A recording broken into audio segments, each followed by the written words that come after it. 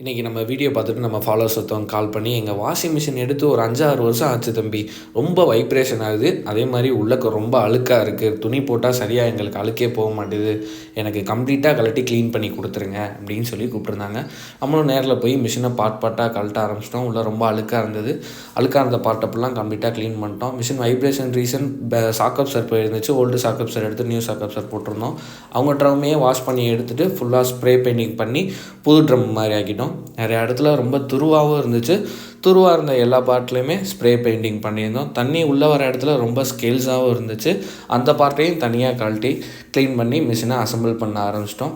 Assemble பண்ணி water லீக்கிங்லாம் check பண்ணோம். எந்த இடத்துலையுமே வாட்டர் லீக்கிங் இல்லை. மிஷின் ரொம்ப பர்ஃபெக்டாக இருந்துச்சு. உள்ளே வெளில எல்லா இடத்துலையுமே இந்த ஃபோம் வாஷ் அடிச்சு விட்டு க்ளீன் பண்ணி அவுட்புட்டாக கொடுக்கும்போது அவங்க ரொம்ப ஹாப்பி ஆகிட்டாங்க. இதே மாதிரி ஒரு குவாலிட்டியான சர்வீஸ் உங்களுக்கு நீடடாக இருந்துச்சுன்னா ஸ்க்ரீனில் தர்ற இந்த நம்பருக்கு கான்டாக்ட் பண்ணுங்கள். தேங்க்யூ.